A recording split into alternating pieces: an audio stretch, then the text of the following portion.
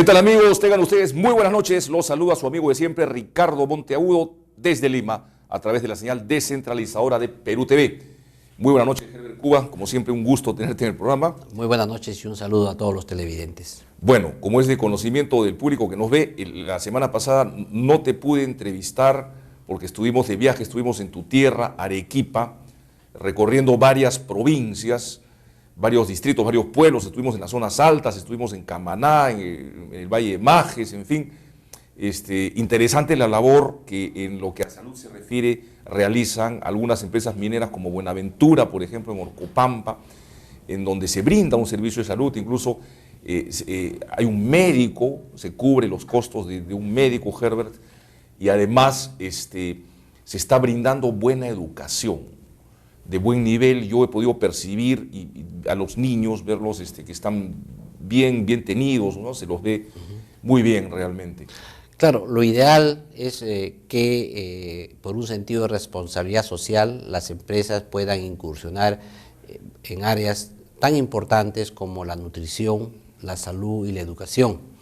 Y evidentemente que esto debería ser en concordancia con los ministerios del ramo y además tratar de involucrar también en aquellos indicadores de su impacto negativo que tiene la mina, porque está bien, hay que curar de la faringitis, la amigdalitis, lo que tengan los niños, pero también sería interesante poder hacer que los centros de salud puedan dosar o dosificar los niveles de contaminación ambiental, de tal manera que esto sea como un barómetro de las empresas sumamente responsables, porque aquí caen justo por pecadores. Hay empresas que cumplen los estándares internacionales, no contaminan el medio ambiente, lo hacen según los estándares que existen internacionalmente, pero hay otras que se burlan de las leyes y lo hacen.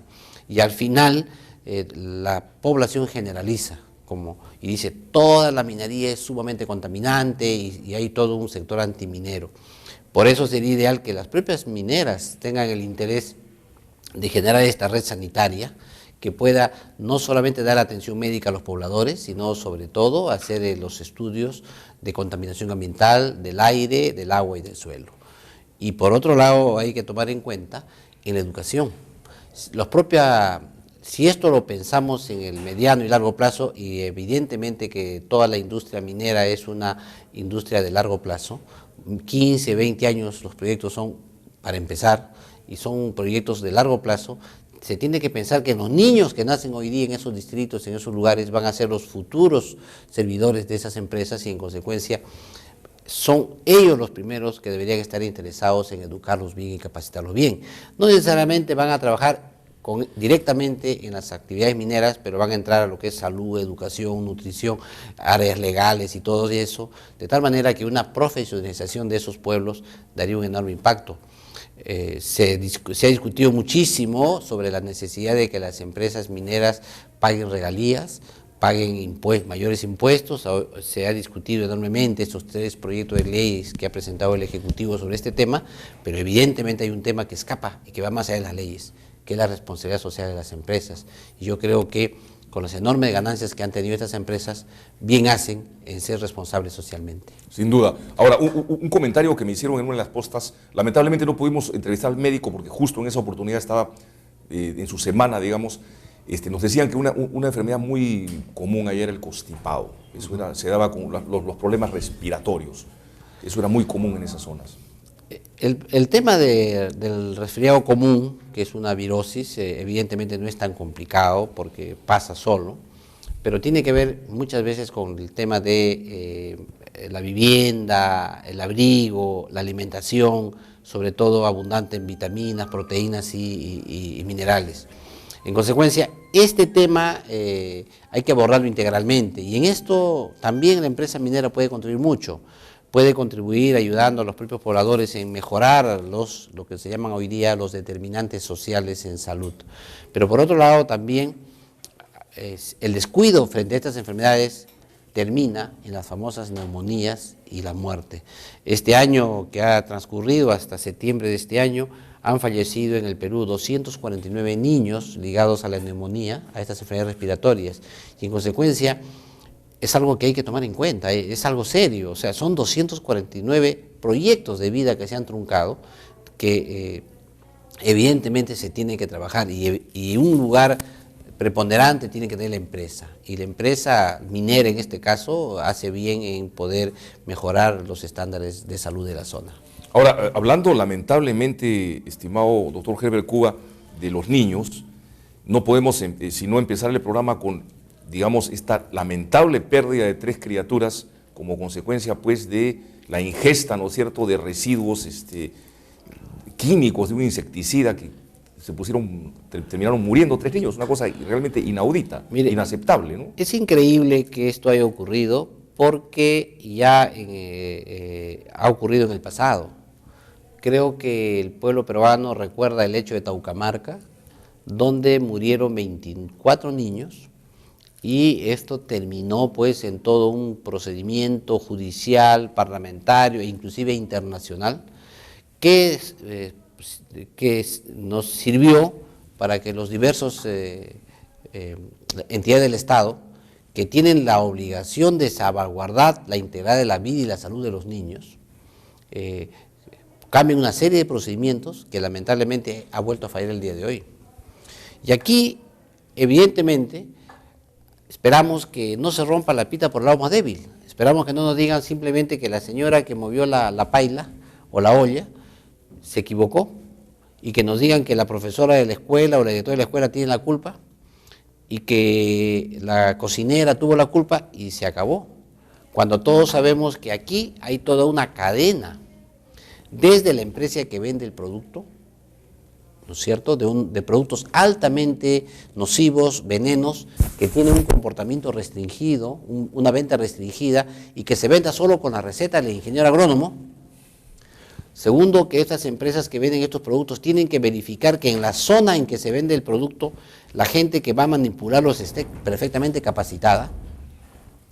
Y también tienen que saber que la red sanitaria que está alrededor de donde se venden estos productos tenga los implementos necesarios en caso en que ocurra un accidente o una intoxicación alimentaria por este hecho, tengan el tratamiento.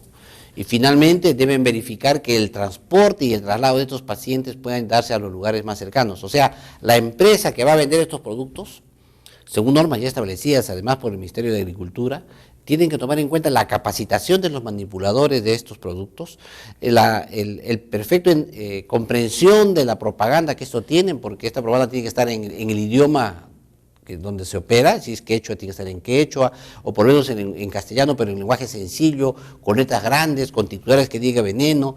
Tienen que preocuparse dónde van los depósitos que sobrantes, para que no sean utilizados en otra cosa. Las bolsas, los envases tienen que ser recogidos oportunamente y no dejado, que no se dejen tirados en las chacras o en los cercos. Y finalmente tienen que ver por las buenas prácticas de almacenamiento de estos productos, tanto en sus almacenes, pero también como ocurre en los domicilios. Parece ser que toda esta cadena que involucra directamente a la agricultura, concretamente a SENASA, concretamente a los agentes que han comercializado los productos, o sea, las empresas que venden estos productos pesticidas, y por otro lado también, evidentemente, tiene que ver con lo que ocurre en el Ministerio de Educación, con la forma en cómo se supervisa el hecho de dar desayunos y almuerzos escolares. Tiene que ver cómo también interviene el PRONA, y esto a través del Ministerio de la Mujer y Desarrollo Social, que tiene que ver cómo funciona PRONA en esto. Y finalmente el Ministerio de Salud, que tiene que ver la respuesta sanitaria a los hechos. Y por otro lado también hay una serie de productos pesticidas que se venden a través de autorizaciones sanitarias que da el propio Ministerio de Salud, a través de DIGESA, para el uso casero y doméstico. En consecuencia, el abanico es grande. Hay que ver primero de dónde es el producto, qué productos y qué marca, si es que eso se comercializa a través del Ministerio de Agricultura o ha sido un producto comercializado a través de una licencia especial del Ministerio de Salud para fines domésticos. Tiene que ver si se ha violado, si se ha respetado todas las normas de manipuleo de estos productos, su capacitación. Tiene que ver también si es que en el caso del Ministerio de Educación y Salud han cumplido con los estándares que se les pide. Esto yo creo que amerita una investigación exhaustiva. Por un lado, evidentemente el Congreso tiene su palabra, o sea, es importante, y en esto yo felicito la iniciativa que se ha tenido en el Congreso de la República de invitar ya a los tres ministros involucrados, el ministro de Salud, Educación y Mindes, para que expliquen el tema, pero también tiene que intervenir acá de propio oficio la Fiscalía, el Poder Judicial, porque evidentemente se han vulnerado derechos de los propios niños. Y hay algo que hay que tomar en cuenta, es que este daño que produce muerte, produce también daño a los que no mueren, producen daños, secuelas que son irreversibles de por vida. Aquellos que después de un tremendo tratamiento quedan con problemas de aprendizaje, problemas psicológicos, daños cerebrales, etcétera, que finalmente van a requerir apoyo de por vida. Y aquí otra vez nos preguntamos, ¿quién se hace responsable? Esto no es un hecho fortuito, porque ya ocurrió antes. Si nunca hubiese ocurrido, bien, pero como ya ocurrió antes, esto ya no es un hecho fortuito. Esto es una negligencia realmente gubernamental, podríamos decir, y en consecuencia tiene que haber responsables y sobre todo no se puede dejar a estos niños en el abandono.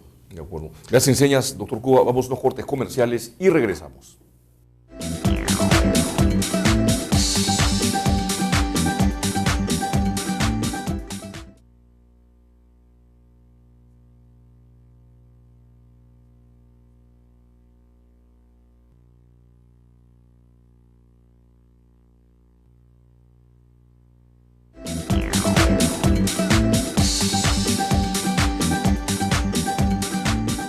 Bien, amigos, continuamos con el doctor Herbert Cuba comentando este dramático caso que ha tenido como consecuencia la muerte de 3 niños peruanos.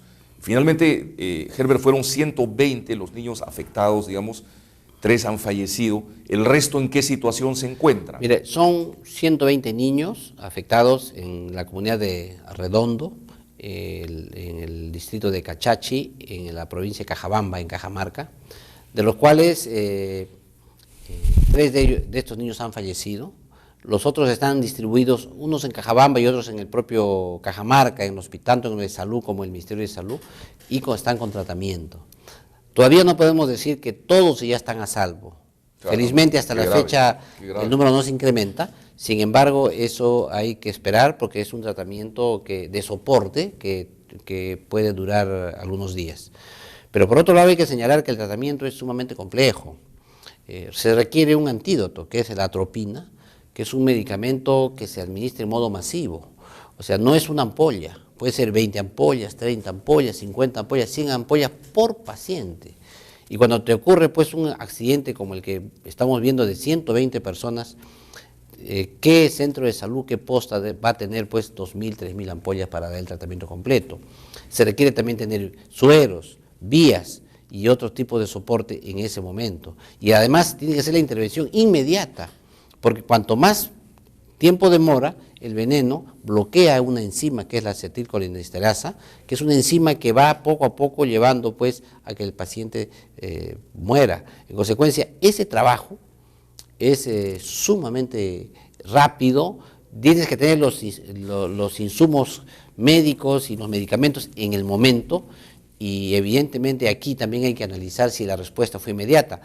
La suerte que hubo en este caso ha sido que cerca a la comunidad de Arredondo existía una empresa contratista que tenía sus camiones y todo y que pudo hacer el traslado en 45 minutos al puesto de salud más cercano. Y ahí se pudo dar ayuda a los primeros y luego llegaron a Cajabamba, que ahí ya se le podía una ayuda mayor. Y a la 1 de la tarde ya estaban en Cajabamba, o sea que de las 11:30 que ocurrió el hecho hasta la 1 de la tarde ya tenían una atención más especializada y luego salieron a Cajamarca. Lo real es que todavía no conocemos algunos detalles, evidentemente que en estos casos iniciales la prensa hurga, muchas veces la prensa también supone hechos, conexiones, pero que evidentemente se deberían investigar detenidamente. Importante aquí es señalar si es que había el medicamento, si había la atropina, si esos 3 niños que fallecieron se pudieron salvar o no, si es que hubiesen tenido atropina antes, hubiesen podido intervenirse o no. Ese es un primer paso que se tiene que dar. El segundo tema es que si es que ya teniendo la atropina ha sido la cantidad suficiente para los demás.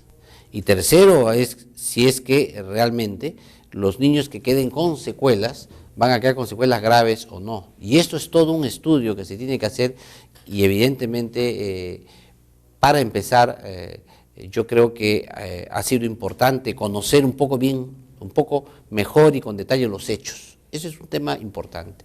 Y luego ver los agentes involucrados. Pero evidentemente ya un poco tenemos el abanico, que funcionarios de SENASA, las empresas que comercializan el producto, el conocimiento de la población en el manejo de estos insumos, etcétera. Evidentemente que todo el mundo sabe que, sobre todo en las zonas agrícolas, mucha gente es un poco renuente al manejo adecuado de estos productos. Fumigan los cercos contra el viento, de manera que pulverizan, el viento tira el pulverizado a la cara, al cuerpo, y esto se impregna y evidentemente puede generar problemas. Guardan los aparatos, las mochilas de fumigación con los insumos en bolsitas al costado en los almacenes que tienen alimentos y otras cosas, ¿no? Por otro lado, en la sierra llueve, a veces el agua se pasa a la lluvia y cae sobre estos insecticidas y por continuidad o porque se forma el agua, contaminan los alimentos. Pero el hecho es que, digamos, dentro de una olla, vamos a decir, o el menaje, había residuos de este producto. Claro, eso es lo que va a tener que determinarse si es que fue la olla o fue el envase, porque otros dicen que ha sido la bolsa, tenía el producto ahí.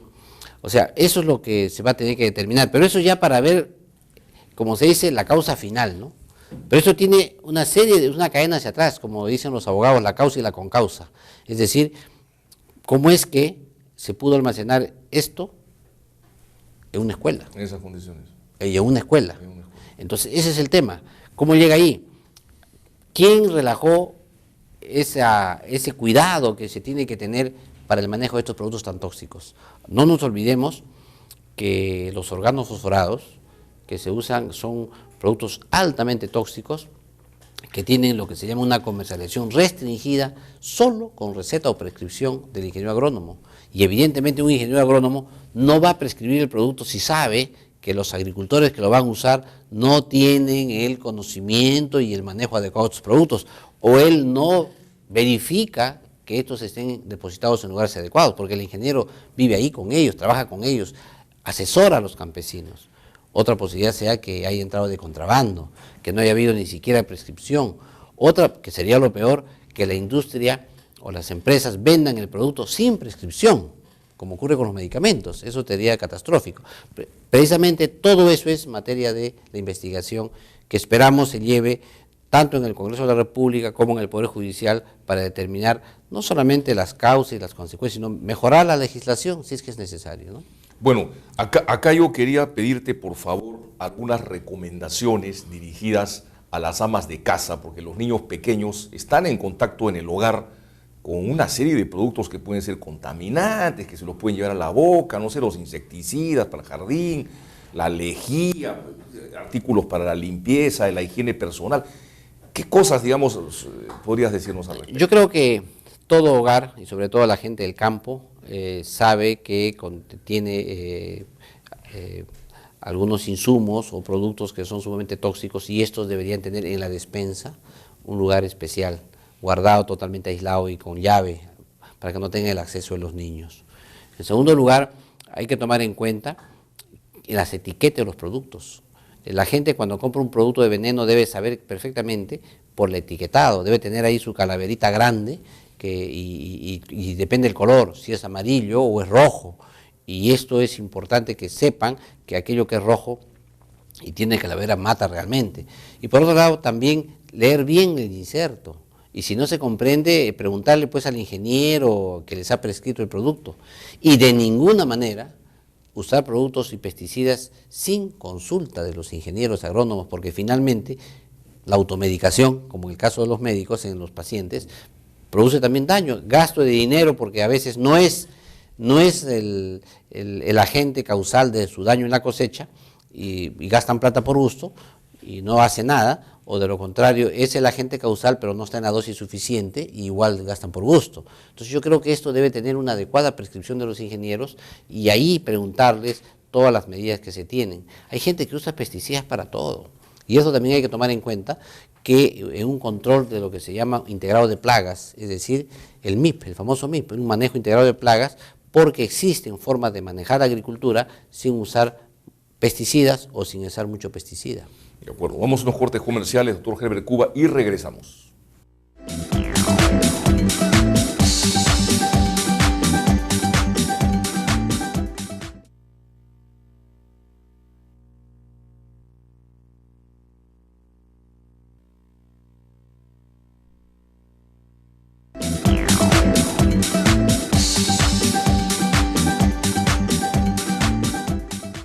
Bien amigos, continuamos con el doctor Herbert Cuba y vamos a hablar ahora sobre la actualidad del sector, los anuncios que ha hecho el gobierno, se han presentado públicamente los presupuestos, en fin, del sector. ¿Qué nos puedes comentar al respecto, Herbert? Mira, nosotros, los médicos, en este caso, hemos visto con mucha preocupación la presentación del presupuesto para el año 2012. Por un lado, se ha hablado en modo triunfalista que significa un enorme incremento presupuestal para el sector salud. Sin embargo, cuando uno va a las cifras reales, esto no es así. En el año 2010, el año 2011, perdón, el presupuesto para el sector salud fue de 1.62% del PBI. Para el año 2012 se prevé un incremento a 1.67% del PBI. ¿Esto qué significa?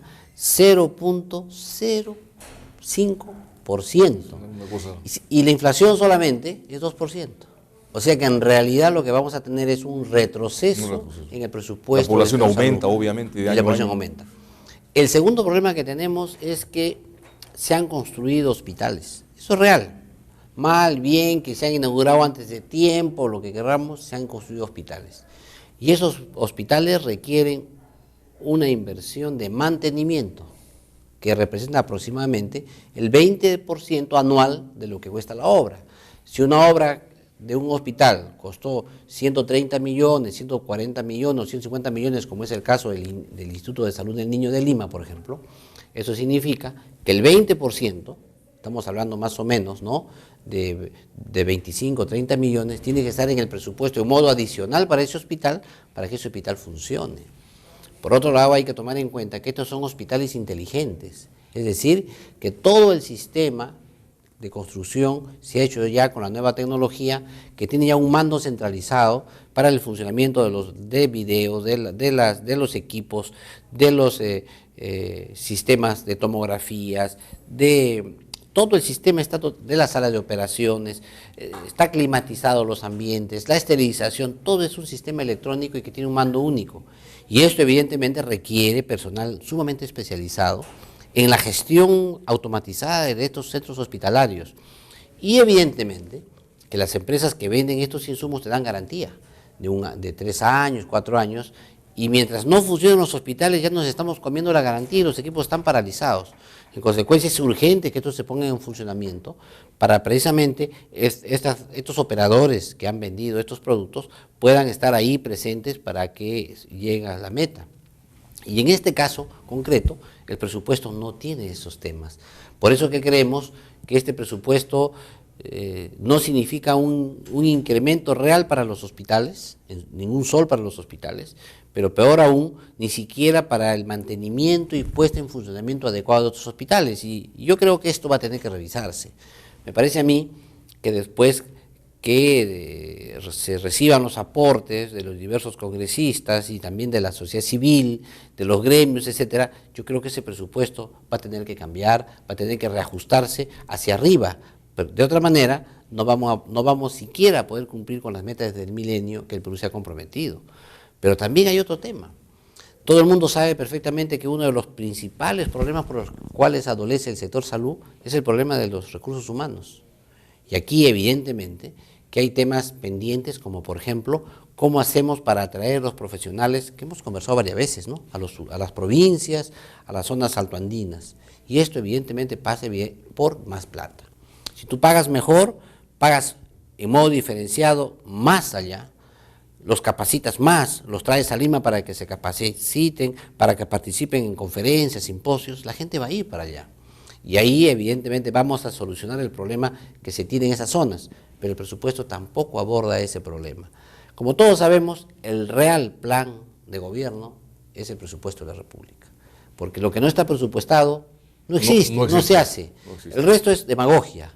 Lo que está en el presupuesto es lo que se hace, y evidentemente que no está en el presupuesto lo que hemos conversado. Ahora, por otro lado, también hay compromisos. Por ejemplo, desde el año 2006 se dio una ley de nombramiento de los profesionales de la salud llamados no médicos. Desde esa fecha hasta hoy se iban a ir nombrando por tramos, 15%, 15%. Se ha llegado a la increíble realidad que estamos en el 2010 y todavía falta nombrarse 40%, cuando el 2010 ya se debió terminar el nombramiento de estos profesionales. En consecuencia, falta 40% de profesionales para que se nombre. Sin embargo, el presupuesto solo dice el 15%. Con ese porcentaje del 15% no vamos a nombrar a estos profesionales hasta el 2014-2015, si es que seguimos esa tendencia. Entonces, estos son compromisos asumidos por el gobierno, porque el gobierno dijo en primer lugar en su mensaje a la nación del presidente al asumir el mando, el mensaje del premier en el momento que dio su discurso, programa en el Congreso de la República, y evidentemente los profesionales esperan que esto se cumpla, y ahí hay ya un impasse. Otro impasse con los técnicos y técnicos administrativos del sector, que también tiene una ley de nombramiento que va por tramos y que tampoco se cumple, y también les ha hecho el 15%. Y concluyen con los médicos, que también les dicen que van a darle el 15%. En consecuencia, no contentan a ninguno, porque no llegan a las expectativas que se tuvo, y no hay el dinero para el nombramiento de todos. Y todos sabemos que en el Perú existe un enorme déficit de profesionales. Comentábamos hace 2 o 3 semanas en una entrevista a raíz del viaje a Ica, por ejemplo, que en Ica nos dimos con la sorpresa de que faltaban recursos humanos. Faltan médicos, faltan enfermeros, obstetrices. ¿Y dónde están ellos? Evidentemente que están yéndose fuera del país. Los países como España, como Italia, son los principales países que reciben en estos momentos profesionales de la salud peruanos, que tanto esfuerzo han costado a todos los países, a todo el país. Por eso es que creo que este presupuesto, que no tiene, que significa un retroceso, no un incremento real de dinero, va a requerir un estudio mayor, y creo que se debería mejorar las cifras. Pero por otro lado, hay que tomar en cuenta que estos proyectos que se han hablado de las sobreganancias mineras, estos tres proyectos de ley que tanto debate han generado, señalan como objetivo salud, educación y nutrición. Entonces esperamos que estos 3.000 millones algo pase para la salud. Pero si no pasa para la salud el tema importante, que es el tema de recursos humanos, no va a haber solución, porque no basta construir hospitales. Vemos que la construcción es una parte, después viene el mantenimiento de los hospitales, que hemos visto que es el 20% más o menos del costo de la construcción de la infraestructura y el equipamiento. Y finalmente, ¿quién opere? ¿Quién maneje sus equipos? Hay equipos que se han comprado, por ejemplo, en Pisco, que son lindos equipos en Ica, tomógrafos, resonancia magnética en el norte, en Chiclayo, pero no hay el profesional que lo opere, esto está parado el equipo. Increíble, y en el caso de Ica, por ejemplo, tiene una facultad de medicina, ¿no? La San Luis Gonzaga de Ica, y claro, en el norte también debe haber. El problema es que estos profesionales se gradúan y salen. Y se tienen que ir del país, porque aquí o les pagan muy poco, o de repente el Estado no abre plazas para el nombramiento, porque evidentemente que el principal empleador en salud en el Perú es el Estado. El 90% de la atención médica la suministra el Estado. Y si el Estado no mejora, no compite con la empresa privada en el Perú, compite con otros países. Y miren la importancia del recurso humano. El presidente Obama y el gobierno de los Estados Unidos está dando facilidades para que estudiantes y becarios viajen a los Estados Unidos, porque necesitan ellos hacerse de nuevos recursos humanos calificados para en su país. Algo increíble, favorecen la inmigración de recursos humanos a sus países, las inteligencias, pero en el Perú, que las tenemos, no les tomamos en cuenta. Eso para nosotros no es competitividad, y en realidad para nosotros es sumamente importante que estos profesionales se queden y que aporten para nuestra nación. Ok, Herbert, muchas gracias. Realmente es un síntoma, es un signo de competitividad como país, digamos, tener profesionales médicos cubiertos en todo el territorio nacional. Y efectivamente no se le da la debida consideración. No se le da la debida consideración, y hay algo más adicional. Estamos observando cómo países vecinos como Chile, concretamente, vienen los estudiantes chilenos a estudiar en el Perú. Y hemos visto, por ejemplo, en estas empresas que ofrecen service, que vienen al Perú, trabajan en las empresas medio turno y en la tarde estudian en nuestras universidades. Primero, que tienen trabajo, hay trabajo para ellos, pero en segundo lugar, aprovechan el costo de nuestras universidades, que son más baratas y buenas universidades, y en consecuencia vienen al Perú a hacerse una profesión y regresar a Chile, porque en Chile la educación es terrible. En consecuencia, si ya otros países están aprovechando nuestras ventajas competitivas que tenemos, en el caso de la educación, ¿por qué, señor, nuestro país no le da la mano a nuestros profesionales para que se queden aquí y laboren aquí y no tengan que irse a otros países, perdiendo recursos enormes nuestro país? Ok, muchas gracias, doctor Herbert Cuba. Amigos, no se vayan, esto es Hora 8, regresamos en breve.